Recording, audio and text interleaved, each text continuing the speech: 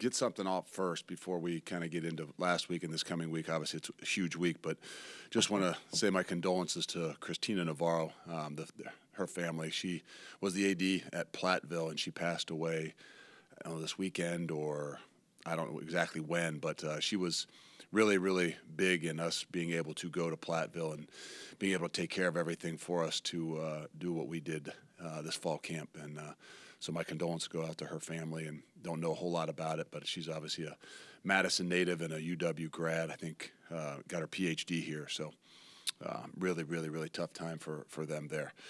I'm sure for the family as well. So moving forward, I think more than anything, I want to say thank you as well. Saturday did not start off the way that we had envisioned. We talked about that the last time I was in here.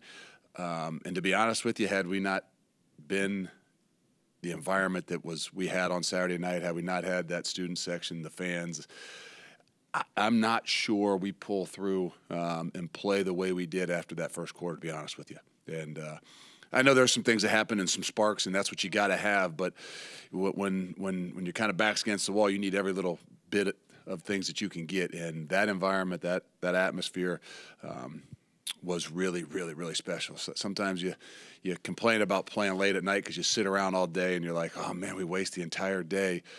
But there's a reason why you sit around and play those games later at night. And I thought that was a huge advantage for us, our team, our guys, and where we were and what it is that we needed. So thank you to everybody, obviously, that came out, especially to the students and things. It was a much-needed boost for us, especially the way we started that game. But with that being said, we got to move forward, and we celebrated. We enjoyed. There was a lot of things on Saturday night, but most importantly, that when we walked back in here on Sunday, we knew what it was about. It's about rivalry week. It's about getting the axe and making sure we understand and respect everything about this game and this rivalry, so that we're the most prepared team. And I think that's what it really, really comes down to. Everybody wants to play on Saturday. Everybody will be fired up. Everybody will be gung-ho. I mean, it's a rivalry game. It's going to be huge. But what do you really like on Sunday, later on Sunday? What do you like on Monday? What do you like on Tuesday and Wednesday? And in the midst of all the other things with the Thanksgiving week, can you handle all those things and still make sure that you're the most prepared team? And that's the challenge that we got in front of us. Luke, I know Tanner's obviously missed some games with that injury, but overall this season, what do you think has been his most important contribution just in general to the team, what you've gotten so far? His passion and leadership.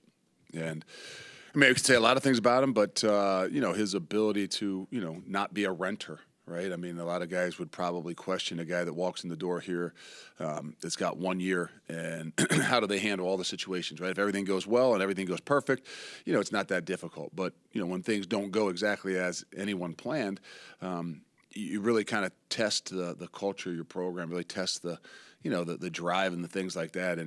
And I would say more than anything, his commitment to everything that he said he wanted to do, the guys in that locker room, is one that I'm not sure that that anybody else has. Not saying here, but I just mean in the situation that it is incredibly impressive to see, his mental, his focus, his leadership throughout all the things he's had to do this season. Luke, when you have a rivalry, as storied as the Axe game, I'm just curious what it's like when you're meshing a completely new staff and a bunch of new players with a program that a lot of these guys have already been here before. Just what's the approach like? Well, the good news is a bunch of guys that I've been with and coached with, and they truly have the same belief as me, the respect of rivalries in general, no matter where it is that you are and go. In order to do that, you got to study, you got to do a little history on it. So a lot of people I know that this is their first opportunity at this rivalry, respect incredibly, just because of who they are and where they've been, and we've been through it before, regardless, regardless of what the rivalry was and where you were at. And then obviously the guys that have been here for so long, they are the ones that lead us. We always talk about the seniors. In this past week, we talked so much about the seniors being the guys in the forefront and the example of everything. Well, the guys in this locker room that have been in this rivalry, to understand it, we ask them to be the ones that are in the forefront of it. Whether they've been here for 6 years, whether they've been here for 2 years, make sure that they are the example of what this thing really means. just to follow up on that, in the past, and coaches obviously are different, but past coaches have had guys step up in front of the room and talk about the rivalry and what it has meant to them or what it means to them, give a little bit of a history lesson. And how do you approach that? We did that in the summer. We did that in fall camp. We did that in a lot of different ways in those times to make sure that it's not just about, okay, the rivalry is important that week, right? The rivalry is important on that day. It's important all the time. So some of the off-season, work that we do is spent making sure we understand the respect of the rivalry. I'm not a guy that just because one guy is going to step up there this week and say something. It's kind of like me, right? I mean, I give some fiery speech, and that's going to make us a different team. No, it's challenging our guys to understand and respect the deep roots of this, and that's through the summer. That's in spring football. That's in winter, and that was in fall camp. And to me, that's the things that go deep. We did some nights where we did have guys that stood up and talked about it. I don't know if it's as necessary on a week like this. Unless you had somebody probably from the outside that was walking in here, but it would have to be a unique individual because that locker room understands what this thing is all about. Luke, I'm going to ask you to put your old defensive coordinator hat on here. When you look at your offense, what makes you guys so effective with those quarterback draws, and why have they been so effective for this offense? Well, it's spacing. I think the ability to, when you got a guy that can make all the throws and people have to do a good job with matching things, it just creates some space, right? I mean, when a team is a aggressive rush team, and if they're, want to get after the quarterback, then by nature they're going to be up the field a lot of times, and they create some seams and things that you got to try to take advantage of, It's just different philosophies for different teams. There's some teams that, their philosophy in rushing the passer is to crush and squeeze the pocket. Well, sometimes it's a little bit more difficult on those guys to have some space to run those draws. And then when you start to really connect and throw the ball better and move the ball around, it creates that those opportunities far, far greater. I know it's only Monday, but you obviously lost Hunter in the game. Will Pauling got nicked up a little bit, and Bryson didn't play. Any of those guys do anything yesterday? Do you have any clue at this point about what they all did stuff yesterday? I don't know if they did stuff on the field or if they practiced much. No, there's a lot of unknowns. There's a lot of unknowns for us, and so we're going to have to move forward. Obviously, it's anybody that has the opportunity to play will play in this game. I mean, it's the rivalry, it's the game, and they all understand that and they all know that. So they are working and working and working to put themselves in a position to not just to play but to be able to perform. And so there's a lot of those that we don't know right now, and we'll have to figure out as we move forward this week. Yeah, just talking about Will, obviously you just said you don't know if you'll have him this week or not, but what's been key for him on third down? I mean, he's been one of the leading receivers in the country on third down. What makes him so special in that position that he's been able to be so successful?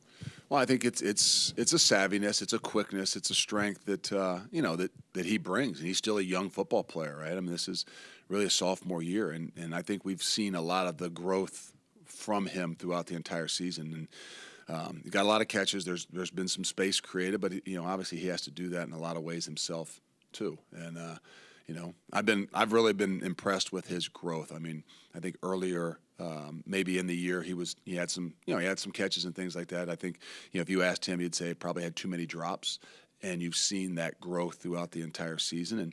And last Saturday night I think was probably one of his best. I mean, if he touched the ball, he caught the thing. I think he had the one deep one that would have been an amazing catch. But I think there's a confidence level that he has in himself. There's a confidence level that that Tanner has in him, and the offense has in him. And we try to do some things to create some space and give him some freedoms. Look, I know in the last few weeks Braylon really hasn't taken any practice reps. Do you think this week, after what he did Saturday, he'll be able to get on the practice field a little bit more? Or how do you kind of balance that, knowing like you want him for Saturday rather than Tuesday, Wednesday? No, guys got to practice. And so it's a difficult balance. We'll have to see. I to be honest with you, I went in the game not expecting to see Braylon Allen, and if he was going to have an opportunity to be in there, it was kind of him going to have to be pushing himself and pushing us to get him in there because the limited time he had this past week. So he did that. In the first quarter of the game, after the first series or two. That's not the way we want to go about waiting to see if, we have an opportunity in the second series or third series that he'd be able to go. But, there's a lot of those things that we're going to have to figure out as we move forward. Like I said, everybody hurts, right? It's the last week of the season. Everybody hurts, but everybody wants to play in the rivalry game. And so we got to figure out, what gives us the best opportunities to put those guys out there, because it doesn't do us any good to put a guy out there that can't really do it, whether it's protect himself or help us have a chance to win. And, unfortunately, as you get to the end of the season, you got to make some decisions, and sometimes you don't always get to see it on Tuesday and Wednesday. Getting back to the quarterback draws, you mentioned space, but is a factor also that the quarterback himself has to have a good feel for where to go and to see the openings? Well, there's a courage factor in that as well, right? I mean, yes, they got to have, the ability and things like that, and they got to create space, but there's got to be a courage. Everybody thinks, well, if a guy can run really well, then he must, he's a great quarterback run guy. Like, no, that's not the case, right? It helps, you got to be able to move, you got to have some athleticism, but there's a courage that you have to have as a quarterback in particular to run the football, especially when it's run up inside. And so I think that gives him, gives it, for us in particular, Tanner, some of those opportunities, because, early in the year we had to talk to him a lot about, let's slide, don't push it, let's take, be smart about what it is we're doing. And now the opportunity that this is a little bit more of who he wants to be and who he, deep down inside really is. But everything else around it has created that as well, right? And I think the ability to throw the ball better, the ability to catch the ball and create space, they all kind of, it's that balance that they all work together with. So, Luke, with just Minnesota's offense as a whole, obviously a little bit more run heavy, but they've had their best back out for a few weeks. But just what stands out with that offense, and possibly even having a mobile quarterback to defend again? Yeah, no, I think that, I don't think that they would say they're probably exactly where they expected to be. But I do think that offensively they've got weapons. I think that, they've maybe been a little bit more run heavy, but the reality is I think some of their, the best things that they do are able to move the ball around. I mean, they got a receiver core that I think is dangerous and that can make some plays. So whether they have kind of focused and been a little bit heavier in the run game, especially last week, I think that might have been a little bit of product of the game and what they needed to do to try to be successful. But I think the thing that when I look at Minnesota offensively in particular, I think the balance that they have and the ability, the quarterback's a good athlete, the quarterback can make every throw. They are committed to the run game, but are pretty dynamic in the throwing game. So that balance is what, is what, if you ask me what leaves you up at night, that's the balance that keeps me up at night. Look, you have a little bit of a history with PJ Fleck. He was a GA at Ohio State. I'm wondering if anything in your mind stands out about him during that 1 year that you guys were together. No, I think he probably was only there 9 months or so. I don't really remember. No, he's a very energetic guy. I think that's what I would know from my time there, even as a GA. And then I've obviously known him throughout the time being at Western. I think being in the same state or around, and I think we actually played them too. I think we've played them at Western as well, and always a very well prepared team, very enthusiastic, and you get to know people more, not on a personal level, but especially when you recruit against them a little bit more. And I think even in the last 9-10 months, you learn more about their program. You learn more about them, him in particular, because it's a rival when you're recruiting as well. And so maybe I learned more about him and them more so than even the 9 or 10 months, whatever we spent when we were on staff together. No, I think it's more about the program. I mean, again, what is it? I mean, you're a reflection of your program and what they've done to be successful, consistent in what they do. I'm impressed. What was the vibe like at practice yesterday? Was it different than normal because of the overtime win? No, I think it was nice to actually get outside. We're very fortunate that the weather has held off, and I don't know. I haven't been around a whole long time, but I'm not sure that this is as typical of a weather, maybe of a Saturday and Sunday. So just the ability to be able to get outside, there's a buzz. I think as I remember getting to the last games of the season, especially when the last game of the season is such a big rival, that sometimes there isn't as much hitting and speed maybe during the week because you just know what it's going to be like come Saturday. So not that we hit a whole lot on Sundays. Normally we're in spiders and a helmet. We kind of took that off just to make sure our guys are moving. It's a late night on Saturday, not just the game, but I'm sure that, guys had a little bit longer night maybe. And to be able to get out there and relax a little bit and get moving and, late in the season, that's what you have to do. So we did. We weren't in helmets. We weren't in the spiders. We didn't go against each other like we normally would. We did a little bit more of apart and trying to get more so their minds and their legs and everything back as best we can because Tuesday and Wednesday we got to go. It's obviously a big topic of conversation in college football. Would you be a proponent of switching to just allowing play callers to have a mic and talk right to their quarterbacks right in their ears instead of signs, or do you care about any of that? I don't really care. I mean, it's not going to change a whole lot, right? I mean, then people got to huddle. So I don't. When they change something, then we'll adapt to it and adjust to it. But right now, it's about Minnesota and it's about a rivalry. Yeah, when you go through a senior day, Chad wasn't part of the list, being an older guy. Has there been conversations about what you feel like is? No, he just didn't feel like he was going to be out there. Whatever hangs in the balance for him.